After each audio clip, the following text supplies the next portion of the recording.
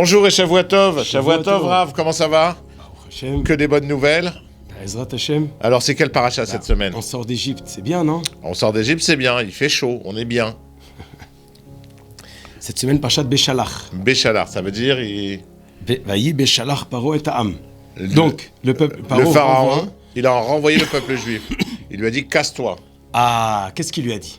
Casse-toi. Alors, on a vu la semaine dernière dans Parashat Bo, Oui. où les Juifs ont eu grâce aux yeux des... Ils ont eu la grâce Ouais. aux yeux des Égyptiens. Ils leur ont donné des cadeaux, allez-y, sortez, ils étaient contents. Ouais, non, ils étaient pas contents. Juste partez, laissez-nous tranquilles, on en a marre des... Paro, il avait peur de mourir. Ouais. Mais Les Égyptiens. Hachem a donné la grâce des Juifs aux yeux des Égyptiens. Et ils leur ont prêté des choses, ils leur ont donné des ustensiles et tout ça. Sympa. Voilà. Ok. Ils auraient pu sortir avec la tête pour Ouais, on est parti une main devant, une main derrière. Et là, ils sortent. Là, on part les mains pleines. Voilà. Et les Égyptiens, on dirait qu'ils sont contents. Ils sont contents.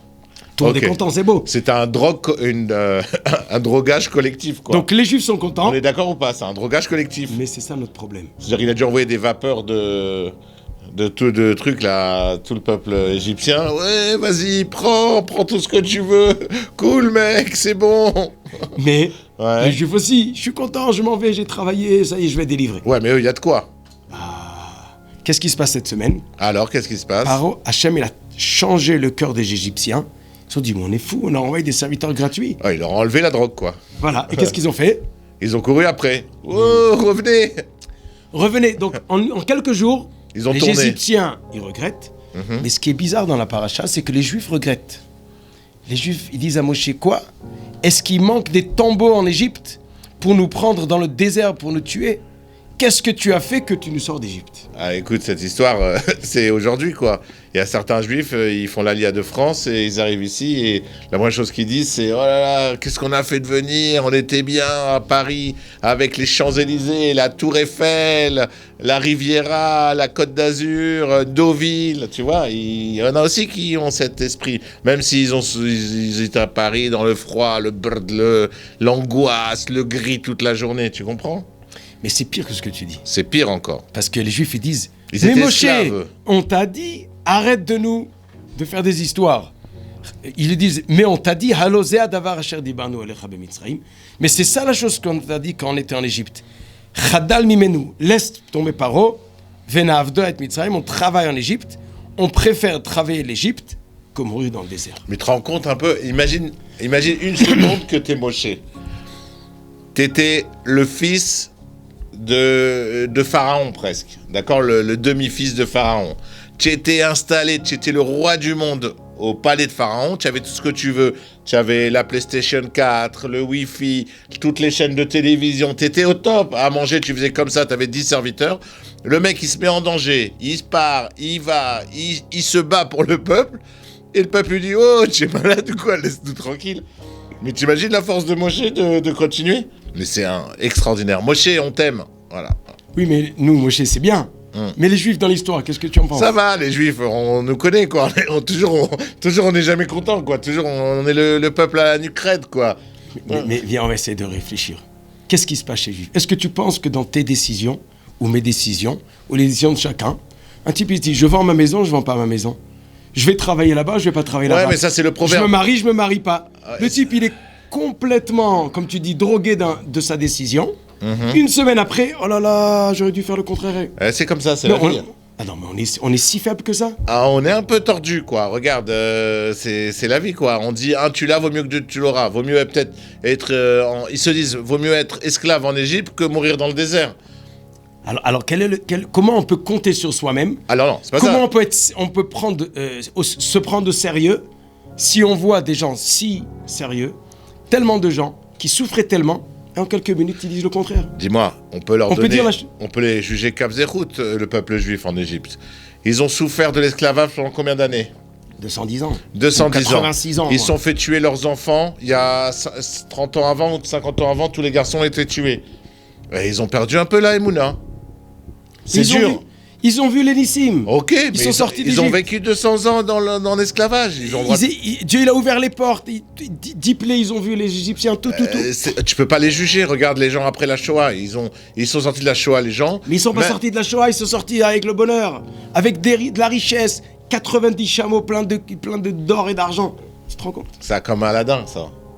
Avec 103 chameaux et chamelles, ils sont arrivés. Attends, regarde ce qui se passe. Ils arrivent à la mer Rouge, Ouais, et les Égyptiens courent derrière. Qu'est-ce qu'il a fait? Dieu, il a mis quelque chose qui sépare. une nuit. Ouais. Pourquoi? Parce que les Égyptiens, ils veulent tirer des flèches, Ouais, et les Juifs, ils ont peur. ok.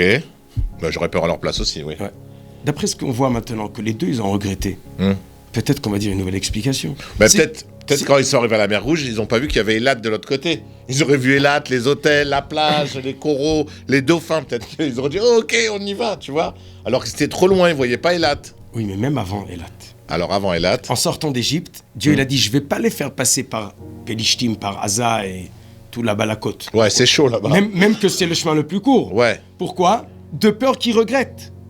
Quand ils vont voir la guerre, ils vont retourner en Égypte. C'est que Dieu, il sait qu'il y a un risque que les gens changent leur avis comme rien, en 2 minutes. il n'y a pas que ça. C'est que de toute façon, il s'était prévu que la génération qui est sortie d'Égypte, elle n'était pas apte à rentrer en Israël. Et c'est à cause qu'ils ont fauté avec le veau d'or, Mais il à savait, cause de Meraglim. mais il savait à cause Hachem, il savait qu'il allait y avoir ses fautes. Il savait très bien. Il savait qu'il fallait ce temps d'adaptation avant de faire rentrer un peuple neuf qui n'a pas connu l'esclavage, qui n'a pas connu la souffrance, qui n'a pas connu l'Égypte, qui n'a pas connu les rites païens des Égyptiens, qui n'a pas connu l'idolâtrie des Égyptiens. Il fallait un peuple neuf, les enfants de cette génération qui est sortie, qui, elle, va rentrer en Israël. C'est du neuf, tu comprends? C'est Donc du... tu dis qu'en réalité, même si je me prends au sérieux et je prends une décision, mon passé va avoir une influence et je risque de changer d'avis encore aller-retour quelquefois Sauf... et je peux pas compter sur moi. Sauf Yeshua, Caleb Ben Yefouné. Attends, ça fait 2 sur 3 millions, tu te rends compte? Ben voilà, 2 sur 3 millions. Et c'est te rends pourquoi on en parle encore aujourd'hui? Tu donnes du crédit au peuple juif, toi. Hein? Pourquoi mais c'est nous, le peuple juif. Je nous connais. On passe notre temps à nous plaindre. Le cottage, il augmente, on fait une manifestation. On a machin, on n'est pas content. On arrive en Israël, on n'a pas nos allocations familiales, on n'est pas content. Tu nous connais. Bon, alors tu as 2 minutes. Oui. Tu vas nous donner une clé, d'après ce que tu connais le peuple juif, comment faire pour savoir quelle décision que je prends, elle est bonne, et laquelle je risque demain de regretter. Il faut bien que je sache comment me gérer. Est-ce qu'on peut, à travers cette histoire, Apprendre la vie apprendre aujourd'hui. comment nous gérer, nous qui sommes juifs, comme tu dis? Alors vas-y, c'est toi le rabbin. Ben, moi, je donne pas les réponses. Je t'ai Je donné pose 2 des minutes, ça questions. prend 1 seconde ce que tu fais là. Non, Me rejeter la balle, c'est 1 seconde, c'est pas Bah, 2 ça, minutes. c'est un rabbin. Le rabbin, qu'est-ce qu'il fait? Il repose une question à une question, on est d'accord. Donc, tu vois, je commence à devenir rabbin petit à petit. Alors? Alors, j'ai entendu une idée, Ok. tu vas me dire ce que tu en penses, Mhm. et peut-être que les gens que tu rencontres après notre émission te diront ce qu'ils en pensent aussi. Ok, alors écoutez bien. Il y a des fois où on a un problème, et on cherche à le résoudre. Mhm. On réfléchit à droite, à gauche, on prend une décision. Il y a des fois où il y a quelque chose qui nous gêne. On n'a pas un problème. Il nous gêne quelque chose. Et la question se pose par un langage de râler. C'est par quoi il a commencé ton problème? Tu râlais pourquoi? Et là, tu as eu un problème, et là, il faut le gérer. Là, il y a grande chance que ta solution, tu ne vas pas la tenir. Et une semaine après, tu as changé d'avis. Je te donne un exemple simple. Hein. Ouais, donne-moi un exemple parce que là, je suis J'ai pas rien du tout. compris. Ouais, Le j'ai type, il va au travail, Ouais. il pleut, il est mouillé. Donc il dit, ah, Smallah. il est mouillé. Il arrive en retard, il peut pas travailler, il s'enrhume. Il dit, bon, au lieu de prendre le bus, je vais peut-être acheter une voiture. Mais ça coûte de l'argent.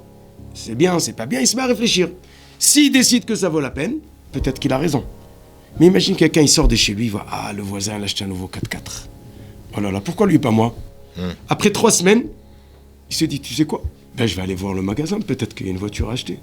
Est-ce que moi aussi, je peux en acheter? Ok. Donc il a une vraie question. Mais elle a commencé où, sa question? Bah, quand il a vu le 4x4 de son voisin. Donc il a râlé. Donc c'est pas le problème qu'il va chercher, c'est à cause qu'il a râlé qu'il doit résoudre son problème. Il a un vrai problème aujourd'hui. Il a commencé où? Parce qu'il a râlé.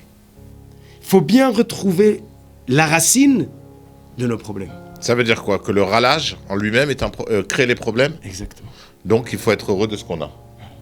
Ah, Les Juifs, tout ça pour arriver à ils ça. ont un problème Ouais. qui travaille. C'est vrai. Mais il y a encore autre chose. Moshe, il leur dit on va sortir, ça devient plus difficile. Et qu'est-ce qu'ils lui disent? Pas c'est plus difficile, c'est à cause de toi. Donc dans leur problème, ils mélangent un élément hors sujet du problème. Le Ils pauvre, râlent. toujours Moshe.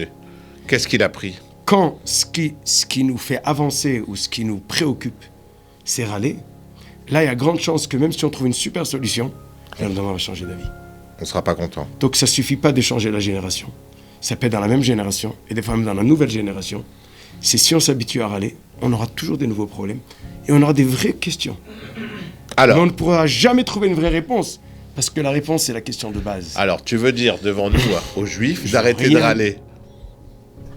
Tu veux qu'on dise aux Juifs, arrêtez de râler? C'est arrêter d'être juif, quoi. C'est très- Si on arrête de râler, C'est on peut-être est- très difficile. on n'est plus juif, on devient Guillaume. Oui, bonjour, tout va très bien, merci. Tu vois ou pas? Mais qu'est-ce que tu sais Bonjour Guillaume, ça va Sébastien? Mais qu'est-ce que tu On sais rigole pas sur Sébastien parce que c'est Shimshon, Sébastien. Mais qu'est-ce que tu sais Qu'est-ce qui va se Sébastien, passer Sébastien. Qu'est-ce que Shimshon tu sais Nathalie. Qu'est-ce qui va se passer le jour où on arrête de râler? Vas-y. On a peur que ça va être que pire. Ça va être peut-être que mieux. Moi, je suis râle jamais. Je suis toujours content. Alors, bénis-nous, qu'on ait le sroud d'être comme toi toute notre vie. Amen. Alors, je vous souhaite, grâce à ma mère et mes parents qui m'ont appris à jamais râler, à me suffire de tout ce que j'avais. Merci beaucoup, papa et maman. Et ben, je vous souhaite d'avoir le srout de la force de ma mère. Merci pour ta bracha. Amen. Shabbat shalom. Shabbat shalom.